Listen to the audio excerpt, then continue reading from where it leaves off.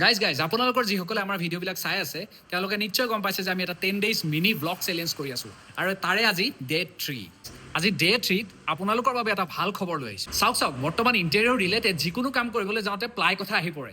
আপুনি কি প্লাই লগাব waterproof semi waterproof non waterproof মাৰ্কেটত বৰ্তমান প্লাই চলি আছে আমি আমাৰ নিজৰ কামতো ইউজ কৰি আছোঁ চেঞ্চুৰী 710 গ্ৰেডৰ চাওক যেনেকুৱা প্লাই ইউজ কৰিলেও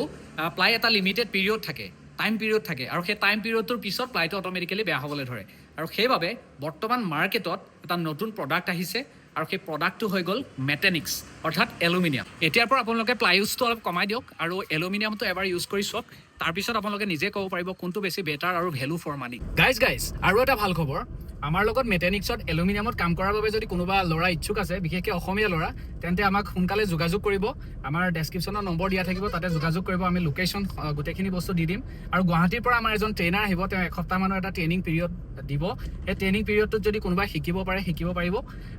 আৰু এই ভিডিঅ'টো আপোনালোকে শ্বেয়াৰ কৰিবলৈ একদমেই নাপাহৰিব যাতে আপোনাৰ লগতে আন 10জনৰ সহায় হয় আৰু এই পেজটো ফ'ল' কৰিবলৈ একদমেই নাপাহৰিব ধন্যবাদ